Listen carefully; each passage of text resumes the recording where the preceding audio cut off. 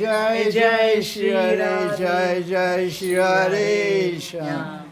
Bhagavan Ramachandra Avarvatiti Mahotsav Ki, 2023 Ki Jai. Jai Shri Ram. So Ramachandra appeared in this part of the year. This is New Year's time. In Hindu Dharma, Chaitra Shukla Paksha's New Year's. This is Ramachandra's appearance day, 2023. And this is Shukla Navami of Chaitra Maina. And Chaitra Maina begins on Ekam, and the 2 weeks of Shukla Paksha of Chaitra. This is the new year for Hindu Dharma. So the year starts off with 9 days of worshiping Mahashakti, 8 days worshiping Mahashakti, the 9th day worship Shaktiman. So Durga and Sita and Shiva and Ram and Radharani and Krishna are all supreme in their own ways, in their own positions, and they're all supreme Shakti and Shaktiman. But the Adya Shakti is Srimati Radharani, and the Adya Shaktiman is Bhagavan Sri Krishna. This is according to our Gaudiya Siddhanta conception. So Ramachandra appeared today, and he appeared as a Kshatriya, which means a warrior, spiritual warrior, because he came to establish Dharma and to eliminate Adharma. So the main advocate of Adharma was Ravana. Although Ravana is a Brahmin, he's born in a Brahmin family and trained as a Paka Brahmin. And Ravana was extremely learned in all Vedas and Tantras and Yantras and Yagyas and Pujas. He was not able to control his senses. So it's not by learning or by wisdom or by Gyan or by yoga that one can control their senses. Is this on? I don't think it's on. I'm not here. Oh, it's on now. Jai Radhe. So not by Gyan or wisdom, which means wisdom or tapasya, or by yogic powers can one control their senses. There are innumerable stories in Srimad Bhagavatam and other Puranas illustrating that the insufficiency of the path of karma and Gyan to protect the worshippers from illusory energy Maya. The only one to get free from Maya is one that controls Maya. The one that controls Maya is Krishna. And if you surrender to Krishna, and the path of surrender and the path of dedication is called the Bhakti Marg. It's a path of surrender and dedication. So you can't surrender or dedicate yourself to Bhagavan or anyone unless you're humble. So the substratum and the foundation of all bhakti, bhajan, bhakti sadhana is humility. It takes humility to submit and surrender to someone, and it takes humility to dedicate your life to serving that person. So that's not too much found in the age of false ego. False ego means ignorance. And Kali Yuga is typified by intense ignorance. So people don't have any idea what is real identity of themselves or the universe.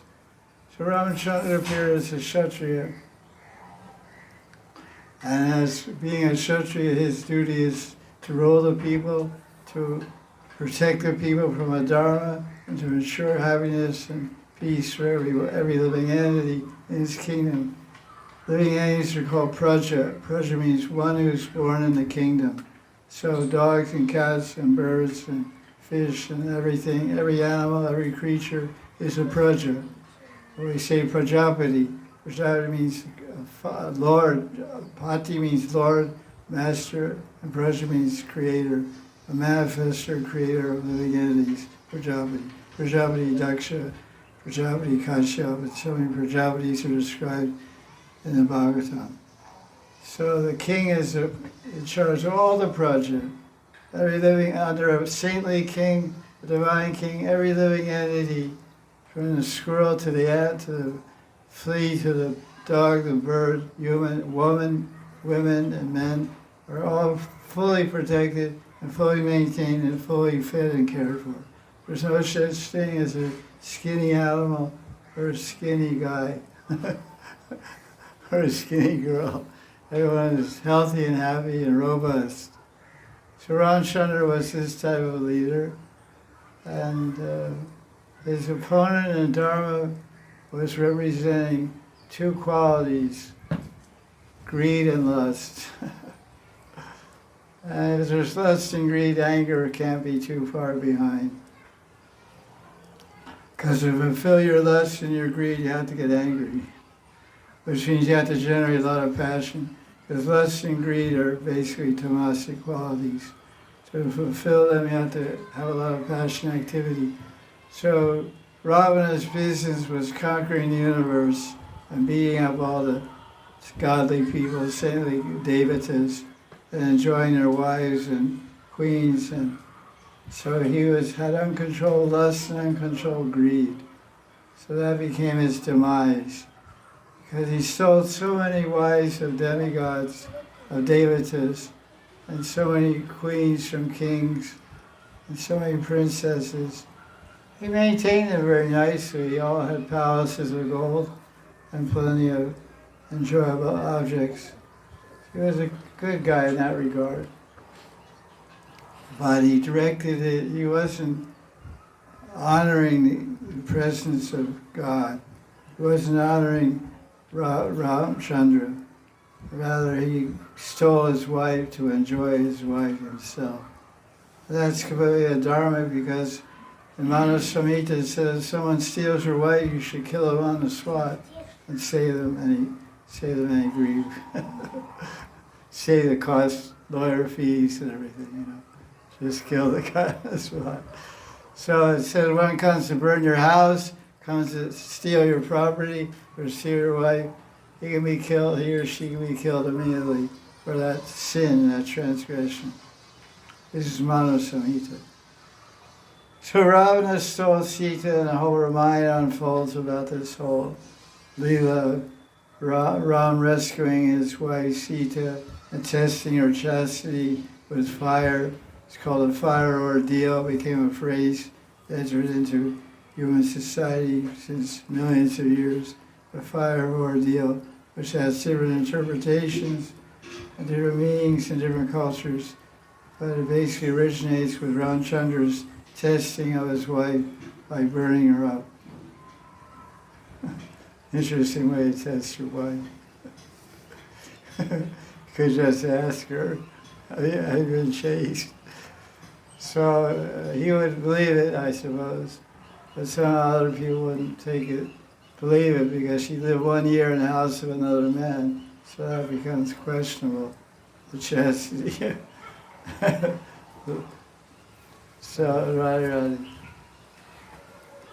So Ramchandra did it. It's called Agni Pariksha. Agni Pariksha means examination by fire. So we have the phrase fire by ordeal.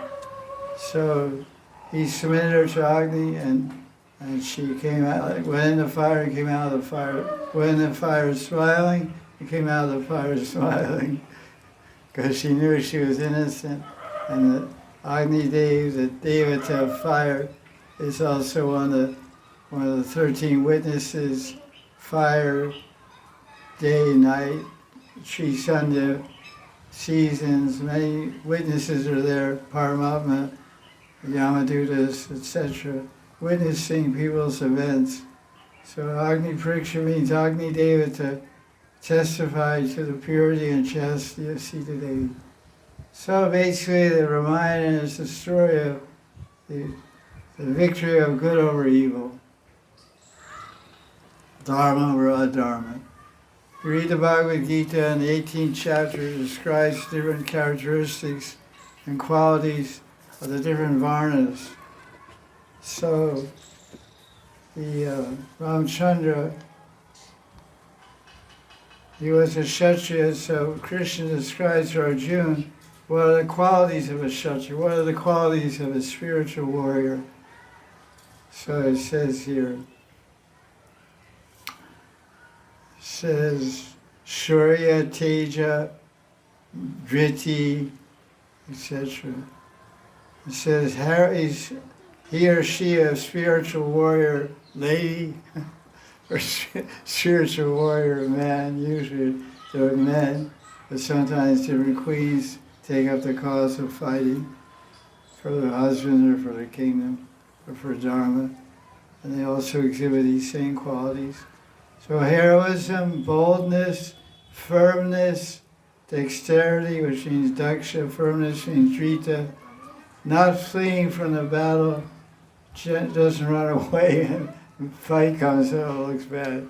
Even if the person's outnumbered, they don't run away from the fight. When the battle of Kurukshetra was there, Arjuna only had 7 Akshauhini soldiers, and Duryodhana had 11. So he almost had twice as many soldiers. He had all the greatest generals and fighters were on the side of Duryodhana. But Arjuna said, I don't care, I have Krishna on my side. So he won. If Krishna's on your side, you always win. That's the conclusion of that. So he doesn't run from the battle. He's generosity and Lord and Ishwarata. He's controllership. These are the duties born of a Kshatriya, born of his subhav, his nature, which means a combination of his karma and his qualities. Guna and karma make subhav. So if you look at the life teachings, life examples, all Leelas of Ram, he showed all these qualities. Generosity. Every morning is called Danavir. Danavir is the quality of Krishna. One of the types of Nayak Gun, the qualities of a hero, are described in Bhakti-yoga Sindhu. One is called Danavir. Vir means he's very powerful in giving charity, very powerful, very generous. This is a sign of kingly nature, a sign of a king. So it describes in Ramayana, when Lord Ramachandra was ruling Ayodhya, anyone who came every morning would give charity. Kings give charity every morning. Just like the Guru gives charity every morning. What's a charity? The Guru gives his Shishya charity every morning. The greatest form of charity. Tricky question. Rasgulas? The greatest form of charity gives every disciple 1 rasgula in the morning? Sounds like a good idea. Burfi? Sandesh? What? Well, that's done one time, but every day he doesn't give Diksha Mantra. But we chant every day, so... No, I'll say every day the Guru personally gives some charity. I gave one time the charity of Diksha Mantras. But every day he gives charity, and it's the greatest form of charity. Better than a Kanya Dan and Anandan and Sonadan and any kind of dan you can give. Giving away a virgin girl, giving away land, go down, giving away a cow, giving away gold. You can give anything away, give grains away, give your house away. Mercy. We give every day mercy. That's true. We're living on that. But every day the Guru gives transcendental wisdom. Bhagavatam class, or I imagine, or I would hope to imagine, that everyone is a shishya, every day hears some Harikatha from their Guru, directly or indirectly, in the morning when they're doing puja or cooking or bathing or sleeping or whatever. So in this way, in some ways, sometimes if the Guru is giving class every day, then the disciples meet the Guru once or twice a day and hear Harikatha from him. That's ideal. So there's ideal and there's real. I'm not so ideal, but I'm real. There's famous Guru, it's also one of my most respected teachers that gives class twice a day. Or maybe more even, maybe some satsangs also. So that's nice. Lucky them. So this is the greatest charity. So he was Danavir in giving money and land. People come and say, Ramchandra, when everyone came for charity, he said, what do you want? I said, I need some money. Okay, how much you want? Take the money. I need some cows. How many cows you want? Take the cows. I need a new wife. Oh, I can't, sorry. I can't give you a new wife. You have to wait till next life for a new wife. Yeah, I gave you this first one. They be happy with that one. Yeah, I'm happy, but not that happy. Can't you give me another Don? Can you give me a wife again? No, not this life. Next life, I'll try to arrange a better one for you. I'll make note of it. I'll make note of it. Next life, I'll give you a better one. But she's also asking for a better husband, so I'm a little bit bewildered. And when the wife comes up, he asks the wife, what do you want? I want a better husband. So I'm trying to say, what? I made a mistake here in this combination. So he would satisfy everyone whatever they wanted.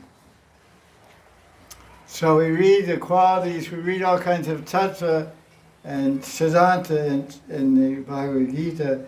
But what is a practical example of a Kshatriya? Practical example of the qualities, svabhava of a Kshatriya is Bhagavan Ramachandra. Now our Goswamis, they approach the subject of Ramchandra. It's very interesting. They approach in a very analytical, philosophical way. We'll start with the Brihad Bhagavatamritam, which is the template for the younger brother and disciple of Sanatana Goswami. His disciple is Rupa Goswami, and he wrote Laghu Bhagavatamrita. Sanatana Goswami first wrote Brihad Bhagavatamrita. Brihad means big, big, large, and Laghu means light, light, Laghu.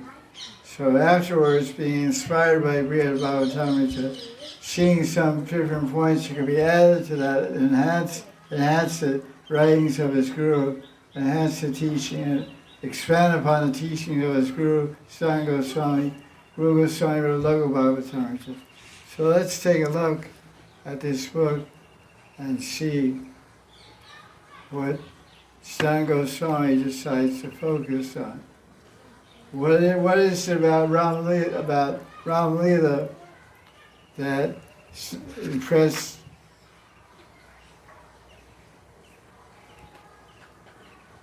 Sanatana Goswami?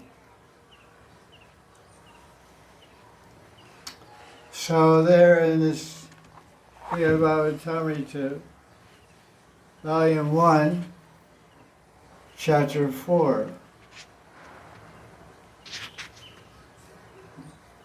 Look at that now.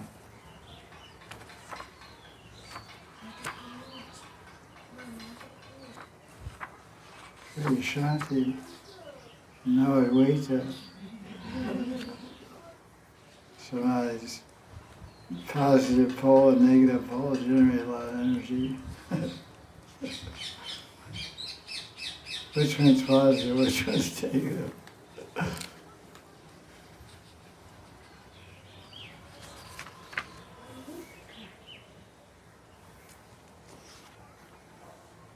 So how did Sanatana Goswami view Ram Leela? What impressed him about Ram Leela was the devotee of Ram. Do you have any idea what devotee that was?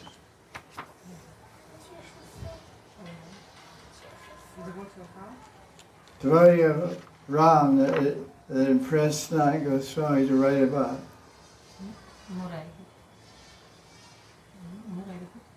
Hanuman. What did you say? He didn't write about Murari Gupta. I said, what devotee of Ram Leela, not Gaur Leela? What devotee of Ram Leela inspired Sanatana Goswami to write about? She said Murari Gupta. Murari Gupta is in Chaitanya Leela, and he's Hanuman, Avesh or Hanuman in Gaur Leela.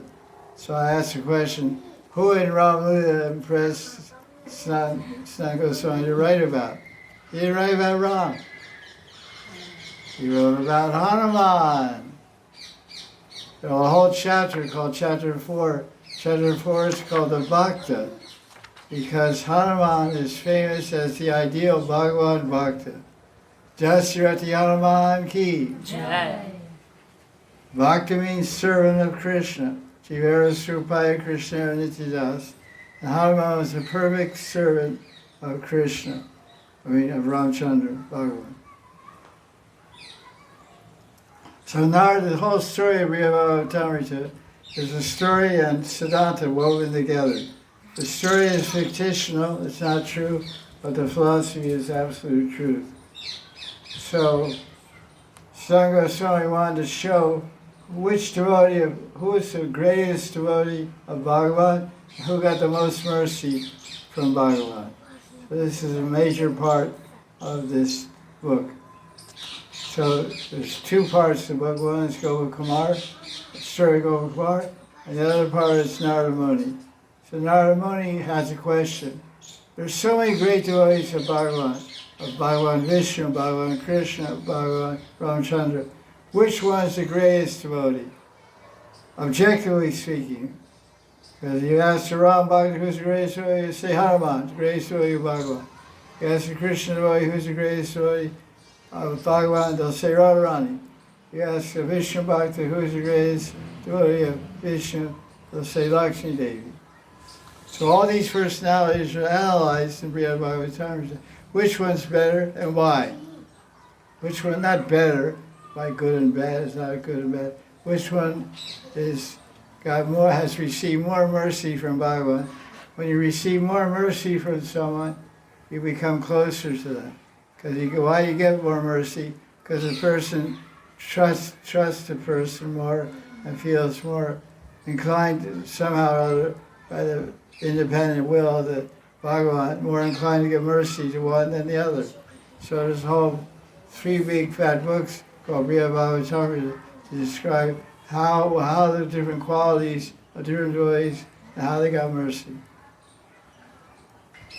So the previous chapter, Narada Muni had visited Shiva. He visited Prahlad. Because everyone told him Prahlad was a great devotee, he got the most mercy of Bhagavan. So Prahlad said, no, I'm not a good devotee. I even went to war, I even attacked Vishnu. Because Prahlad was saved by the Srinath, became the ruler of the universe, then he attacked the Devatas and Vishnu. So that's all in the history of Prahlad. But Prahlad's a very interesting character. He was a son of a demon, so he still had little negative qualities in him. He was saved by the Srinath and spoke so many prayers. But here in this other chapter, chapter 3, part 1 of Brihad Bhagavatamrita, he says, what kind of devotee are you? You say I'm a greatest devotee, Bhakta Prahlad, this and that. But why did I attack Vishnu? Because I was greedy for kingdom and this and that. So who's a better devotee than you? Hanuman's a much better devotee. He never went to war against Ram, but there's also some Puranic story that Hanuman fought Ram also. Hanuman had a battle with Ramchandra. I read in one Purana. I heard this discussion from one teacher. But Ram couldn't defeat Hanuman. Why? Because Hanuman had a mantra that he chanted. He was chanting this mantra, and the mantra gave more power than Bhagavan Ramachandra. So the Bhakta, the Bhakta can have more power than Bhagavan. Radharani is a Bhakta, but who controls Bhagavan? Krishna. Radharani is one of her qualities, her 25th quality is Swadhina Bhartrika. Swadhina Bhartrika means the power to control my lover. She uses it all the time also. So, when Hanuman was fighting Ramachandra, he was chanting this mantra. Do you know the mantra? Shri Ram Jaya Ram Jaya Jaya Ram, Shri Ram Jaya Ram Jaya Sita Ram, Shri Ram Jaya Ram Jaya Jaya Ram. Shri Ram, Jai Ram, Jai Sita Ram. She was chanting, silently chanting that, and defeating all the weapons that Ramchandra was throwing. And finally Ramchandra said, how is it possible? How you defeated me? I defeated you by your name. What do you mean my name? Shri Ram, Jai Ram, Jai Jai Ram, Shri Ram, Jai Ram, Jai Sita Ram. Oh, that's the secret. I'm always defeated by Nam Bhajan. So Krishna said in Gaur Lila, it says the same thing. Krishna says, the name is more powerful than me. I don't forgive offenses. You make offense to me, I'll punish you. I'll take my chakra and cut your head off. Krishna doesn't take offenses. But the holy name, how do you get free from Nama abroad? By chanting more name. That means the name dissolves your offenses. But Krishna, the form, the person Krishna, he dissolves your head. Then there's no more offenses. Because your head, you make offenses because your head's wrong. You're wrong thinking and wrong speaking. So do away with your head, then you're in good shape. Actually, you'd be better if most stories had no head, you know. If most stories had no head, they'd be much better, more successful. Just working from the heart. Because as soon as you start working from the mind and the mouth, then you're in trouble. Because you start thinking all kinds of envious, crazy thoughts, you start seeing all kinds of offensive things. So you bury yourself and anyone who hears you. Self-burial. Dig your own grave, they say. So after Shiva glorified Hanuman, Narada Muni was very eager to meet him in person. So therefore, he traveled to Sutta Loka.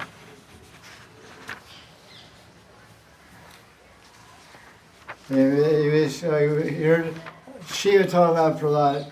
He went there, went to see Prahlad. Then Prahlad said, "No, you're in the wrong place. You gotta keep looking. You gotta keep searching there, Narad." So that was the first 39 verses of the chapter.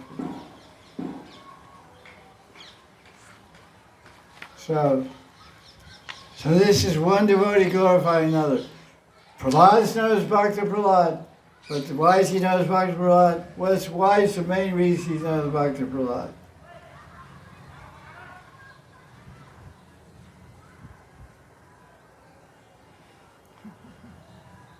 Because he's not envious. That's how you get the title Bhakta.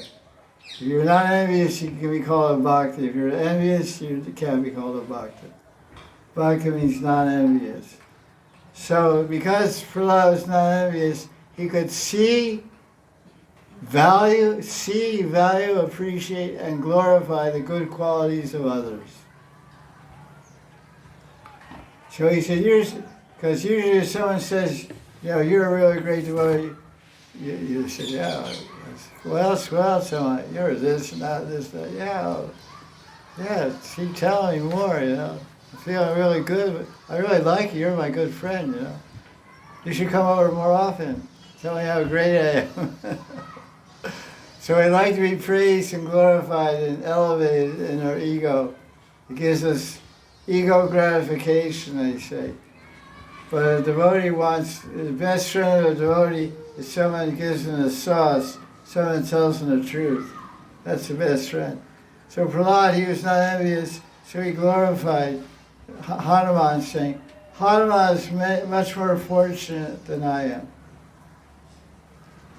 He has been serving Bhagavan Ramachandra constantly without disturbance or obstruction. Hanuman is the most powerful person. Balishta Tama. When he was just a child, the Devatas gave a blessing that he'll never become old and never die. That's something everyone wants. Never get old, never die. Hanuman is free from fear. He maintains great vows. He performs auspicious deeds. Among heroes, he's the most exceptional servant of Ramchandra. playfully, without any effort at all, he jumped across the ocean 1,000 miles. He went to the capital of Rakshasa King Ravana and comforted Mother Sita in her distress. He burned down Lanka and destroyed its capital. Then he returned to Ramchandra in the forest and gave good news of Sita and enjoyed the embrace of his master. Prahlad didn't get embraced by Nrsingadev. What did Nrsingadev do? Which is revealed in Brihad Bhagavatam. Nrsingadev defeated Hiranyakashipu. He gave him a little surgery, gave him a heart transplant. He took out his insides, and everybody was afraid. So it says that Nrsingadev picked up Prahlad and put him on his lap. He didn't embrace him, he put him on his lap, and he licked him. He started licking his body of Prahlad like a mother cat licks her baby, right? She knows. So they like to lick, and also usually loving animals cows like to lick their friends and girlfriends and kids and stuff. Licking is a way of showing affection. So it says it's in Brihad Bhagavatam, it's from some Purana. Nrsinga was licking him and with motherly affection. That's because he went through a lot of hardship. He got burned up and thrown off a cliff and everything. But when Hanuman brought back information about Sita Devi, safe and sound in Lanka, Ramchandra wrapped him in a tight, loving embrace. Deep embrace. Gada lingana. Gada means deep. Gada means deep. Hanuman acted as a carrier of Ramchandra. He carried him on his back like an airplane and used his tail like a flag, like an umbrella. Usually when a king moves somewhere, there's a white umbrella over his head. When you go to Rath Yatra in Jagannath Puri, you'll see the king of Puri comes out of his palace or his house or whatever, and he gets in a palanquin, and they carry him to Jagannath's chariot in a palanquin. And there's a big white umbrella over his head, big white umbrella. White silk umbrella. White silk umbrella is a symbol of the king. So Ramchandra's the king, he's flying through the sky. So Hanuman used his tail hanging over his head, a huge tail spread out like a big umbrella. And Hanuman directed the building of the bridge to Lanka. He destroyed the military force of Rakshasa. He had special power to bring the healing herb called Vishalyakarani. That was an herb that was growing in Himalayas. And during the battle, Lakshman got stricken with mantra arrows by Ravana's son Indrajit. He's called Indrajit because he fought Indra and defeated him. So Ravana was very powerful, and his son Indrajit was very powerful also. So he knocked unconscious Lakshman. And Vibhishana said the only medicine that'll cure him, you have to get from the Himalayas. And they were in the island of Sri Lanka. The Himalayas were a long way away. It's the only place this herb is available. So Hanuman flew there like a jet plane, or like a bullet. Hanuman flew to the Himalayas. He was looking for the herb. He was told it was on a particular mountain peak. He couldn't find the herb. He said, "Where is this herb?" He looked for many hours trying to find this herb, specific herb. He couldn't find it. So he said, "What to do?" So he picked up the whole mountain. He just needed a few leaves. He picked up the whole mountain was growing. It was in India, in the Himalayas. It moved down to Sri Lanka. So that's pretty cool. Because in the Bhagavad Gita, Krishna says, among immovable things in the Himalayas, the Gita has a slogan of immovable things in the Himalayas. But for Bhagavan and his devotees, they can move the Himalayas. It says in the Bible, faith can move mountains. So Hanuman had so much faith in Ramchandra that Ramchandra's brother Lakshman needed this medicine. So he picked up the entire Himalayan mountain and flew it down to Lanka, and they found that medicine, administered it to the patient, Lakshman, and Lakshman came back to life and fought to victory in the battle with Rama.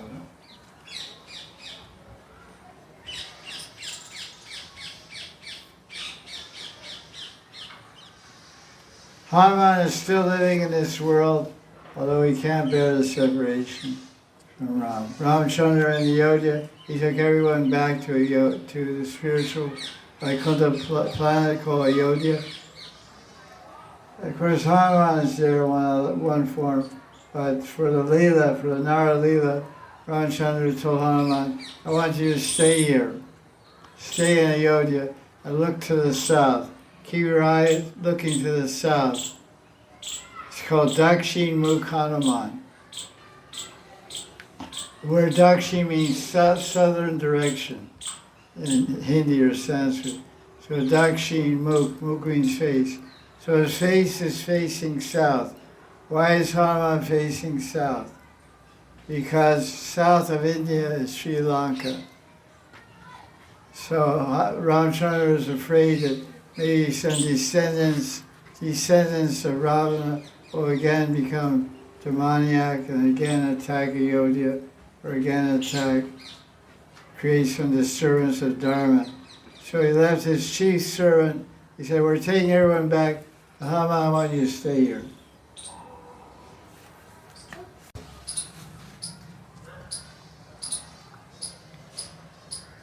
While Hanuman stayed back in Ayodhya on planet Earth, Ramchandra returned to the spiritual world, Vaikuntha Ayodhya Loka. Hanuman stays at one form of Ayodhya, and another form he stays in a planet called Kimpurusha Loka. And he has a murti of Ramchandra installed there, and Hanuman regularly worships the murti of Ramchandra, offering the same personal sevas they used to perform when he was personally with Ramchandra on this planet. Ramchandra keeps himself alive by constantly hearing the glories of Ramchandra. So that's the way a bhakta stays alive. What is the life of a devotee? The life of a devotee is harikatha, not water and food. The life of a devotee means life of the soul, atma. So the Abba gets life and nourishment and encouragement and joy and happiness and satisfaction by always hearing the glories of the Ishtadevata. In our case, our Ishtadevata is Krishna, so we hear Hari Katha, Krishna Katha, always be happy and satisfied. There's a verse in the Bhagavatam, 5th canto, chapter 19, verse 1 and 2.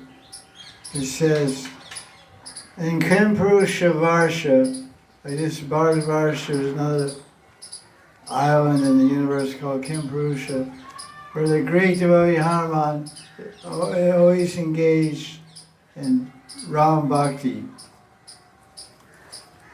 There are many Gandharvas also there, engaged in chanting the glories of Ramchandra. Hanuman constantly hears these glories with complete attention. And Hanuman also chants various mantras.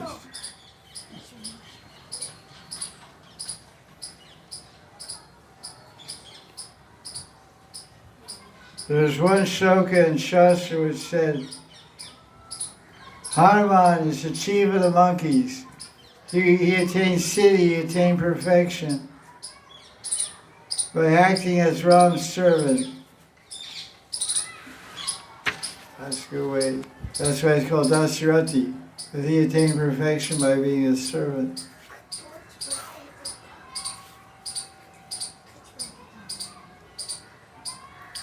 And he quotes a verse here from Bhakti Rasvinda Sindhu. I don't know where it's from. I know it's in Bhakti Rasvinda Sindhu. It has some other origin. It tells 9 people became perfect by different forms of devotional service. Who became perfect by hearing?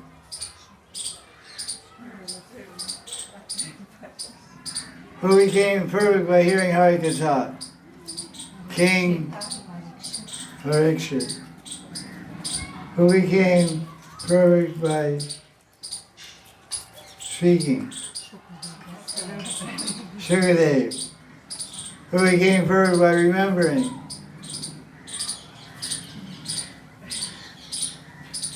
Vishnu Smaranam.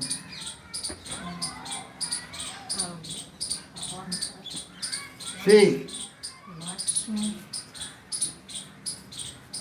Feet. Who? What? Prahlad. I always say, you say we're both right. Who got Vishnu Smarana? Who got perfection by Vishnu Smarana? How did Prahlad get perfection?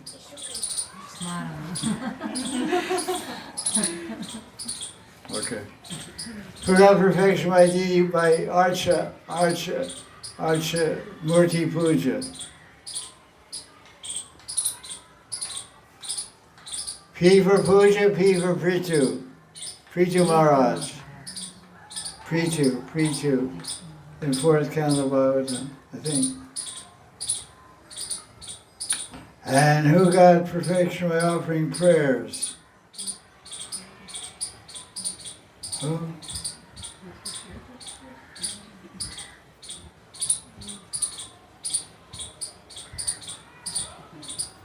Akura offers so many prayers to Krishna in the Bhagavatam.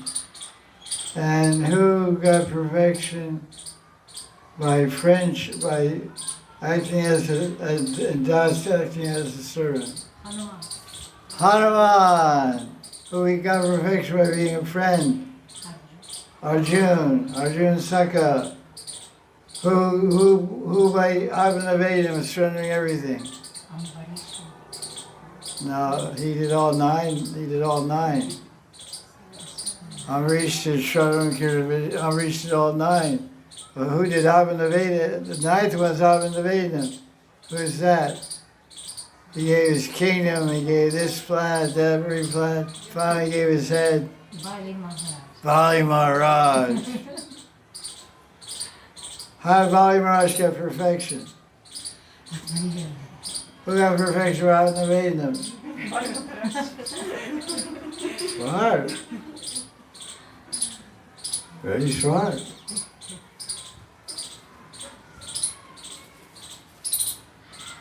Although Ramchandra offered Hanuman mukti, he didn't want it. So Hanuman offered my obeisances.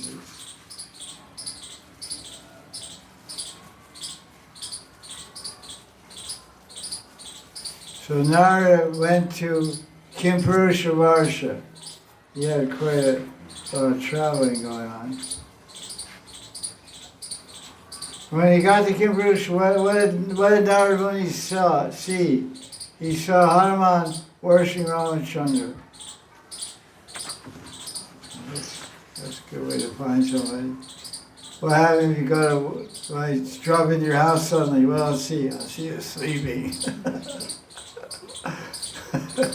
on the phone at 12:30 at night.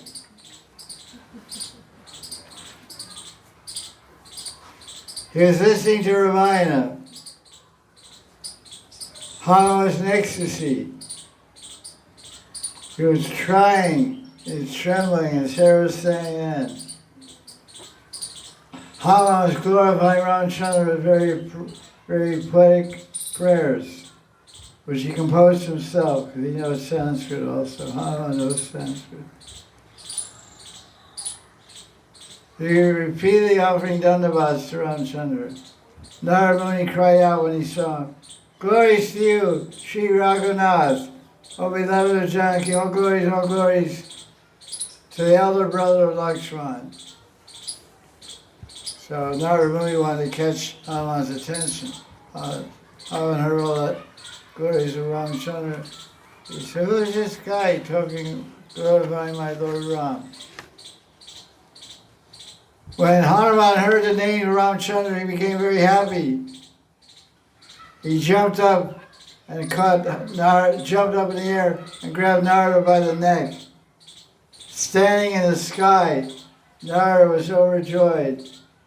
With his feet he danced. With his hands he wiped the tears from Hanuman's eyes.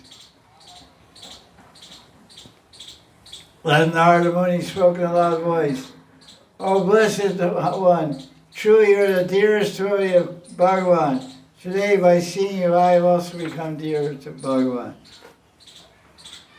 In the blink of an eye, after hearing this, Hanuman became sober and bowed down to show respect to the Devarshi, Rishi among the Devas. Rishi among the Devas, Devarshi, Narad.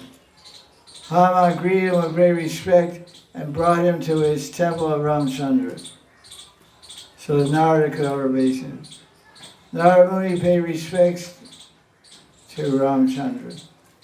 Hanuman carefully arranged for a nice seat of Narada Muni. Narada Muni, upon meeting Hanuman, felt that he had obtained an amazing treasure, so he picked up his veena and started playing and speaking at the same time. Hanuman, you are the greatest, you will receive the greatest mercy from Bhagavan than anyone. No one can compare to you. You're always immersed in the ocean of ecstatic worship of Bhagavan, enjoying newer and newer at every moment. You are Ram's servant, his carrier, his asan, his flag, his umbrella, his canopy, his fan.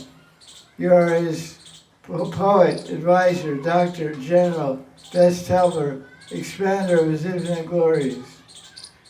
Wow. You surrender yourself entirely to Ramchandra. Having received his highest mercy, you dedicate your life to the topics of Ramchandra. You always increase the bliss of devotees of Ram. You're the best of the saints. You're even greater than Garuda. Indeed, your devotion for Bhagavan is absolutely pure. You consider nothing more valuable than serving Ramchandra. You delight all the Ram Bhaktas by speaking that. You once said this famous verse, which is quoted in Bhagavad Rupa Goswami. Prasidam Shri Hanuman Vakya, a well-known statement, a famous statement of Hanuman. Hanuman said, "I have no desire for liberation. I just want to be you to serve. You're my master. I just want to serve you." That's really up there. Krishna said, Hanuman was now burning in a fire of separation from his master, Ramchandra. When he heard about the glories of Ramchandra from Narada Muni, he started crying.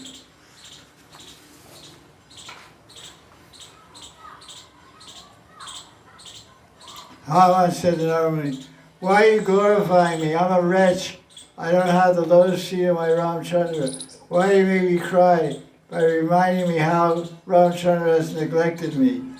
If I'm really Ram's servant, why did he forcefully leave me when he took everyone to the spiritual world?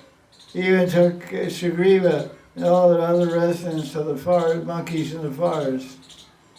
You were very kind to me, Nard, because I had the good fortune to engage Rama's service. You conclude that Ram gave me his favor. But now that same Ramachandra has appeared in Mathura, Vrindavan, where he displays some of his qualities. All the mercy of Rama has shown me cannot equal a speck of the mercy he has shown the Pandavas. So here Hanuman is glorifying the Pandavas. They're much more fortunate than I am.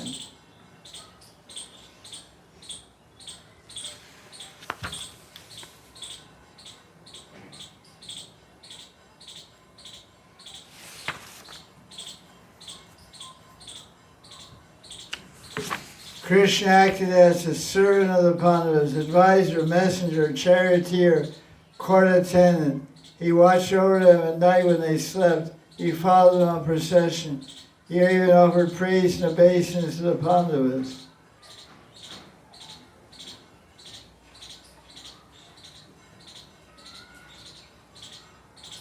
At night when Yudhishthira was sleeping, Krishna would stand next to him with a sword and shield in his hand to protect Yudhishthira.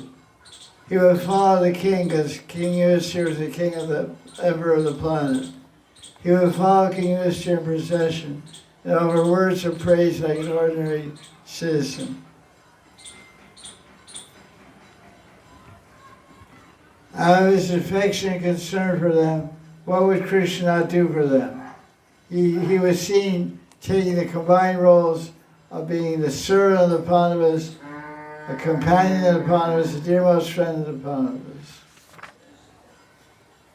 Because Krishna resides constantly with the Pandavas, their capital city has become like a great place of great tirtha.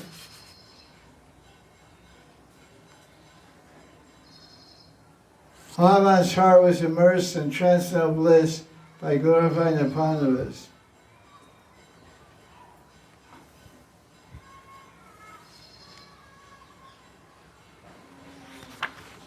There's a lot of bliss in glorifying devotees. And so he went on to glorify the Pandavas, and then when he left Hanuman, went to see the Pandavas. So that shows the amazing qualities of Rama's bhaktas. But his investigation of Sanat Goswami to find out which devotee got the most mercy from Krishna. It went from Prahlad to Hanuman, from Hanuman to the Pandavas, from the Pandavas to the Yadavas. Who's the best Yadava? Who is the best devotee Pandava? Arjuna. So there's the Pandavas and there's the Yadavas. What family was Krishna born in? Yadavas. So who is the greatest Yadava beside Krishna? Huh? What are you saying? What are you saying? You're saying Uddhava? No, you're saying. You're not saying. You're saying. No, I Three didn't. no's. No, Uddhava. The greatest Yadava is Uddhava. What color is Uddhava? Blue. Blue, correct. What did he do from the very earliest of his childhood, Uddhava?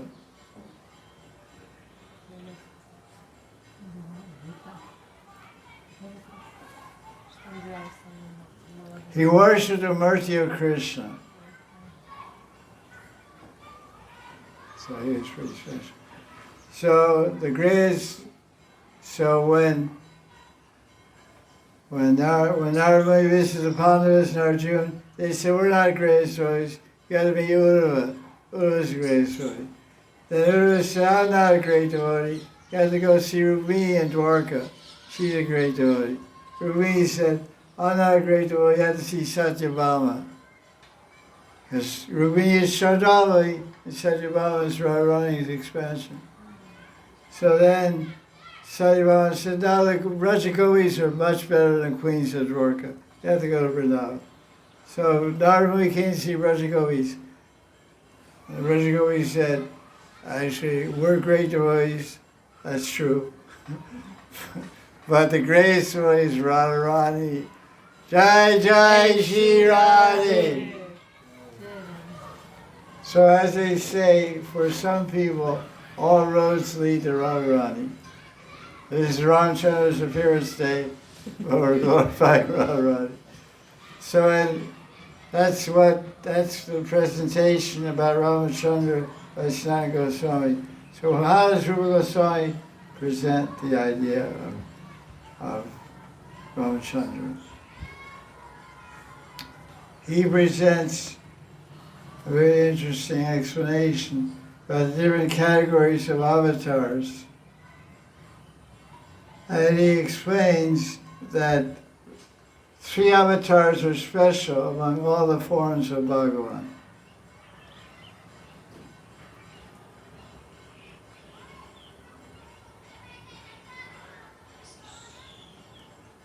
According to Rupa Goswami's Laghabhavatamrita, which are the 3 special forms of the Lord?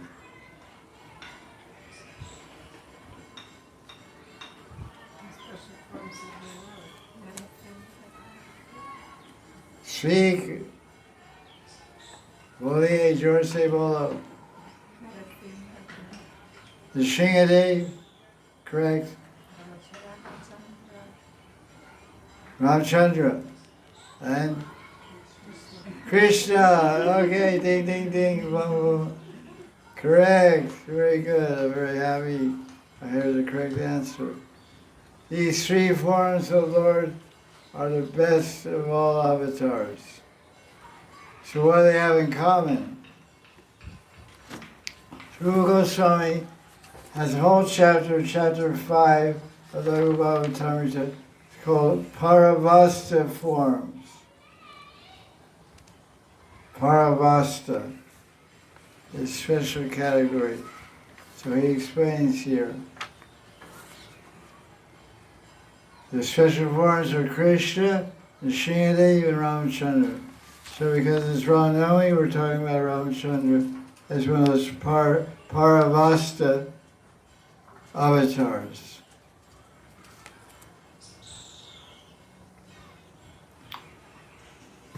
Because Paravasta, the word Paravasta means supreme position. So Bhagavan Sri Krishna Swayam Bhagavan, he's the topmost supreme position. But the second supreme position is Ramachandra, and the third supreme position is Nrsimhadev. So Nrsimhadev is right on par with Krishna and Ramachandra.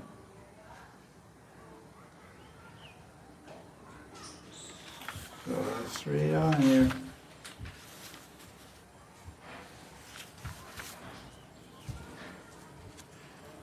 Verse 16 of chapter 5, Laghabhavatamrita. It's very interesting. Pay attention. Don't fall asleep. You're up late last night, probably editing some crazy video or something like that. Some Vrindavan Yatra or something like that. They're very sleepy eyes. Sleepy eyes mean no sleeping eyes. Now we'll discuss Paravasta forms, which is explained in Padma Puran. So true to the character, whenever Goswami's writers speak anything, they always quote Shastra. The 16th chapter of Gita, chapter 16, verse 24, Bhagavan Krishna says, Tasmat Shastra Pramanam. The Pramanam, the evidence, the truth is always found and supported from Shastra. So Puranas are Shastra called Sriti Shastra. So Padma Puran is Mukhya Puran, Sattvic Puran. So Rupa Goswami is quoting Padma Puran to describe one of the Paravasta avatars. 6 qualities are fully manifest in the Sringa Ram and Krishna. Thus they are considered part of us. The relation between the other two in the Sringa Ram is that Krishna is the lamp that lights the lamp of the qualities of the others. So when we say 6 qualities, what does that mean? Question mark. There's a verse that says Krishna is called the Supreme Personality of God. Why? Aishwaryasya samagrasya viryasya yasashasya. He says he has 6 qualities. He has all wealth, all beauty, fame, wealth, strength, renunciation, knowledge. So these are the 6 qualities of Bhagavan. But these 6 qualities are fully manifest in the Sringa. The Sringa is very beautiful. Don't ask Hiranyakashipu that question. Because they say beauty is in the eye of the beholder. Beauty is in the eye of the beholder. You think your wife's beautiful, somebody says she's ugly. Well, she's beautiful in my eye. That's what counts. I'm her husband. So in Prahlad Maharaj's eye, he was very beautiful. When Lakshmi saw the Sringa, she was scared. She didn't think he was very beautiful. They said, "Is your husband Vishnu?" No way, man. You can take him. I don't want him. So she was far away from him. So the Sringa has all wealth, all beauty, all strength, all renunciation, Rama is all. But in relation to the Sringa Ram, Krishna is the lamp of full 6 powers or manifested Krishna. He's a lamp that lights their lamp.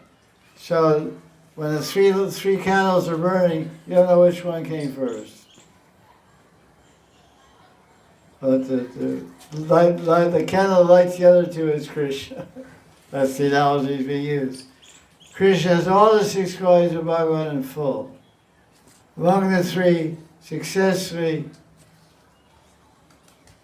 Nrsimha Ram, finally Krishna manifests. Krishna manifests the most powers.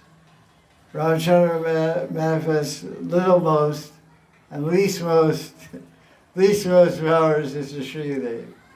For example, beauty. Who's most beautiful? Ram, Krishna, or Nrsimha? I'll do a test, I'll do a quiz. Let's do a survey. There's 3, 4, 5, 6, 7 devotees here. Some little ones. 7 devotees and millions unidentified living entities. So what's the survey? Who is most handsome, most beautiful? Krishna, Rama, or Nrsimha? Nrsimha? How do you go for Nrsimha? I had to go to IGN to get some votes for that one. Krishna. So, like that. Confirm. The birds are confirming. They're ecstatic. They hear Krishna's name, they become ecstatic. So, example is given to conceive of the relationship and powers between Krishna, Ram, and Sringa. This is from a book called Bhavarta Deepika. I think this is a commentary. Yeah, the Bhavarta Deepika is Sri Swami's commentary on Bhagavatam. Sri Swami is considered a Mahajan Acharya for the 6 Goswamis. His commentary on Bhagavatam, Sri Swami. He lived about 1,000 years ago. Not the Sri Swami from Gaudiya Math. That's the contemporary one. So in the commentary, which is commentary on Srimad Bhagavatam 111 and 1087.1, Sri Swami makes a commentary.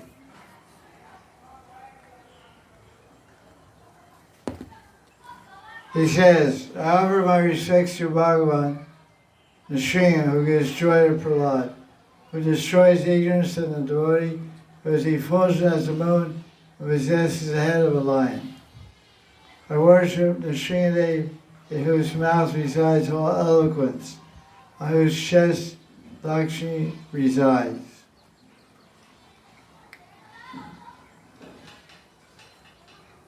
In whose heart is knowledge, resides knowledge. Narada described to Yudhisthira the anger of the Sringadev, who was born from a pillar and astonished Rama when he began roaring loudly. This particular shloka is quoted here. It says Shringa Vacha. But this particular line, this is Sri Swami imagining or realizing what the Shringa spoke. Because this verse is in the commentary on the Bhagavatam by Sri called Bhagavata Deepika, which Rupa Goswami quotes. Vagisha yasya vadne dakshinu yasya chavakshasi yasya stevide savit tana Shringa Mahambaje. So the Shringa is not speaking this. Because Sri Swami was a devotee of Nrsingadev. He worshipped Lakshmi Nrsinga. So this is a prayer that Sri Swami wrote in glorification of his Ishtadev. It's in the commentary and the BBT Bhagavatam 1087.1. It's in the commentary mentioned. I memorized this verse. But I asked my Guru Maharaj, it says that Vagisha, Vag means speech. Vagisha means the controller of speech. That's the name. Vagisha, long A, Vagisha is the name for Saraswati. Vagisha yasya vadane, it says that vadane means speech and tongue. So Saraswati resides in the speech and tongue of Sri Swami. So he's offering prayer to Saraswati, praising her for being on his tongue and in his words. So when Sri Swami commented on the Bhagavatam, the six Goswamis consider that Saraswati is speaking through the words and mouth of Sri Swami. That's why I had so much regard for this commentary. And when Sri Chaitanya Mahaprabhu met Vallabhacharya, he once met Vallabhacharya. Vallabhacharya came to present his commentary on Bhagavatam. It's called Prabodhini Tika, I think. And Vallabhacharya wrote a great commentary on Bhagavatam. He wanted to present it wanted to read it to Lord Chaitanya. And Lord Chaitanya said, have you honored and included the commentaries by Sri Swami? This is told in Chaitanya Charitamrita, this story. He said, no, these are just my own commentaries. I haven't mentioned any commentaries or give any reference to Sri Swami. He said, then you're a Vaishya. You're not, because Sri Swami and Gaudiya Sampradaya from Lord Chaitanya down is always been referred to us by the title Swami Charan. Swami means master, means Lord. Swami means Lord, Master, and Charan means the lotus feet. So when sadhus and Gaudiya Sampradaya say Swami Charan said, and this particular verse of Bhagavatam, they say Swami Charan said, that means Sri Swami. The Swami. Sri Swami is the Swami. He is the Supreme Master and Lord of all other acharyas in the eyes of Lord Chaitanya and six Goswamis. So they always give preference to the commentaries of Sri Swami. So because Vallabhacharya ignored the commentaries of Sri Swami, it didn't recognize them, and Lord Chaitanya said, You're not following your Swami? What kind of wife are you? You're not chaste to your husband. You're like an unchaste wife to your husband. So Vallabhacharya took that as an insult, actually. And it can be seen that way. he said, well, you're like an unchaste wife. Unchaste, Swami is the name of her husband. Swami means husband, means master. Husband, the wife is called Devi, the husband is called Swami. So that's a very interesting dialogue. So Sri Swami is speaking this prayer, Vagisha Yasya Vadne, Dakshini Yasya Shavak, Vakshasi means chest. Lakshmi is on the chest and Srinivas Vagisha, Saraswati is in his mouth. Because Saraswati and Lakshmi often go together. Wealth and knowledge, wealth and wisdom. So he spoke this verse to glorify Srinivas. So let's see what Rupa Goswami, he says when he describes in Srinivas. I don't want to get too much into all this. I just want to focus on Ramachandra, the difference between Ramachandra and Krishna. So Ramachandra, verse 25, in this chapter 5, Bhagavatamrita, Rupa Goswami describes how is Ramachandra a Parabhasa avatar. Ramachandra is endowed with unlimited sweetness. Shesha Madhuri Amrita. Wow. So the Srinivas is not so sweet. It's now we're going to rip out so many. It's hard. Not so sweet.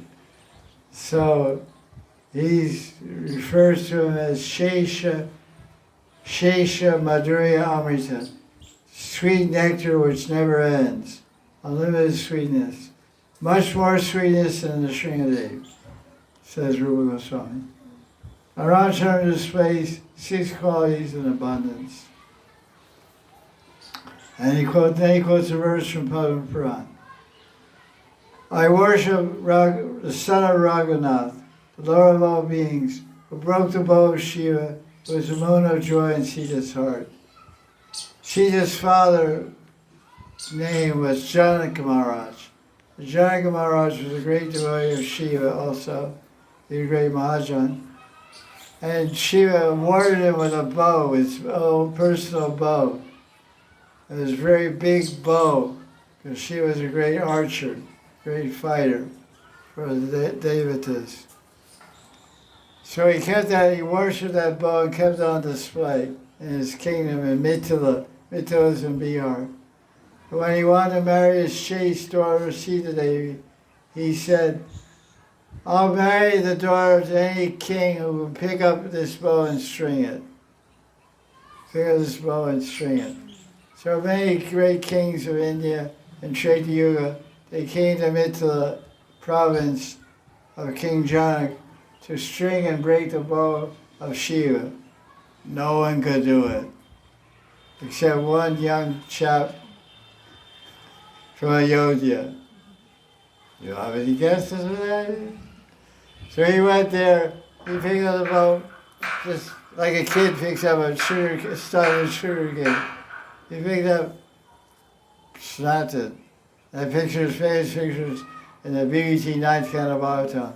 Ramachandra breaking the bow of Shiva. So that's how he won Sita Devi's heart. Powerful. So Ramarchan Chandrika describes the birth of Ramachandra. And that was all very exalted planets and all this stuff. Good stuff. And he's described in 11th canto, he's glorious. Ramachandra, Rupa Goswami explains, Ramachandra's flawless name and fame are celebrated in all directions.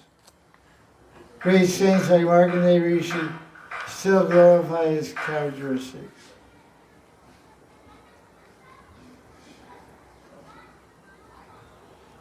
All the great saintly kings and devatas, including Shiva and Rama, worship Ramachandra and bow at his lotus feet.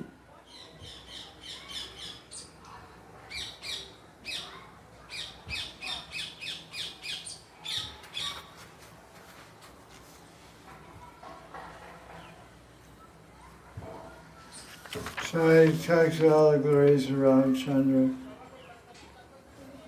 The dwelling place of Ramachandra is in Ayodhya and also in Mahavaikuntha, in Ayodhya and the Vaikuntha realm. Bilamangala Thakur described Krishna and Krishna Karmrita, which is quoted here. He said, there are many avatars of Krishna delivering auspicious to everyone, but no other avatar gives prema even to creepers and trees. Though it says in Ramayana that the trees and plants and creepers cried when Ramachandra went to the forest.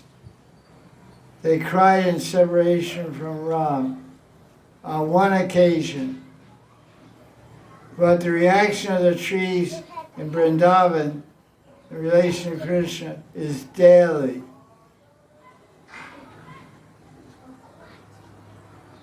Daily Krishna goes in the forest of Vrindavan, and all the trees and creepers cry in happiness every day. And daily Krishna leaves the forest to go back to the underground. At the end of the day, all the trees and creepers cry in separation. That's how you keep growing, because they grow on their own tears. They're watering themselves with their own tears. This is explained in 10th Canto of Bhagavatam, chapter 29, verse 40. Or chapter 35, verse 9. They cry by pouring down honey from their tree branches.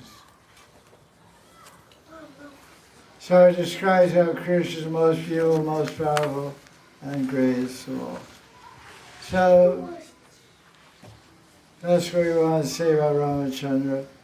He's a great personality. He's become very famous. He's the most famous form of Bhagavan in Bharatvarsh is Ramachandra. Because he's most relatable. He also took Manush Rup, human form, and displayed Naralila, human-like pastimes.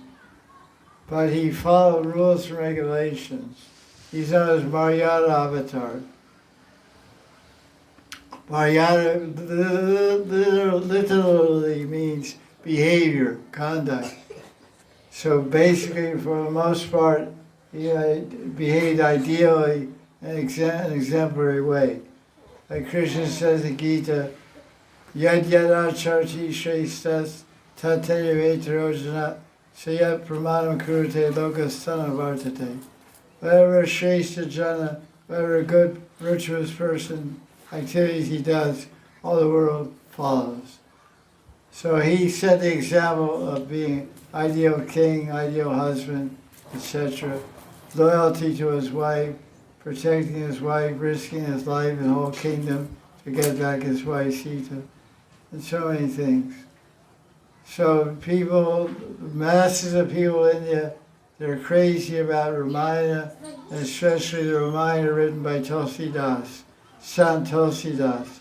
Sant Tulsidas wrote a Ramayana in Hindi language, because Valmiki wrote the Ramayana millions of years ago in Sanskrit language, which is hard to understand for the majority of Indian people. So 500 years ago, Sant Tulsidas wrote the Ramayana in Hindi, and some things here and there. And that became very popular in India. One of the most popular, well-read books in India is it's called Tulsidas' Ramayana, specifically called Ramcharitamanas. Ramcharita means the life story of Ramchandra, produced from the mind of Tulsidas. So, in that regard, the Lord of rules, Lord of regulation, Lord of law and order is Ramachandra. So he's very popular because people of India like law and order. Hard to believe nowadays. But for traditional They like law and order. They like to have a saintly king ruling them, an exemplary person. They like a hero that they can follow and exemplify. But Krishna is a little mysterious personality. Oh, he's the supreme form of Bhagavan, Tamas Paravasta Avatar of Bhagavan, supreme above Ram and above Nrsimha. His character is questionable. He is also a Manush Rup, human form, also displayed Naralila, but he was, you know about Krishna. He's the kind of guy you don't want to follow. You follow his teaching, not his example. So some people teach by good example and good teachings. Some people just give good teachings and bad examples. So Krishna gave great, perfect teaching, absolute truth, but he gave a bad example. It's not, you shouldn't grab the wife of everybody in the neighborhood and take them out to the forest and enjoy with them. It's not dharmic, it's not morality, it's not dharmic. So on the superficial level, Krishna looks at dharmic and immoral. But so he becomes an enigmatic personality, puzzling personality for the majority of Indians, or to speak of the rest of the world. That's nice, that keeps the number of the worshippers down to a minimum. Worshippers of Krishna are like, I don't know what percentage of India, I can't say. I don't know how many we're giving statistics. We think that everybody's a Krishna Bhakta, but it's not like that. Most everybody's a Ram Bhakta. Even Rishvasis, most people are more Ram Bhaktas than they are Krishna Bhaktas. But this is the day to honor Ramchandra, remember his virtuosity, his loyalty to his wife, his heroism, his establishing Dharma. So just by remembering Ramachandra, there's a verse in Ramayana where Lord Ramachandra says, I promise if anyone from this day forward says, I surrender my life fully to Ramachandra, I surrender my life to Ramachandra fully on this day. If one promises that, takes that promise, the Ramachandra reciprocates by promising to protect that person and deliver that person in the spiritual world. Ramachandra ki. So now in the balance of our program, we're going to have some Ram Kirtan. Raghupati Raghu Raja Ram, Patita Pavana Sita Ram. And other mantra, Shri Ram, Jai Ram, Jai Jai Ram. Shri Ram, Jai Ram, Jai Sita Ram. Hey. Jai Ram,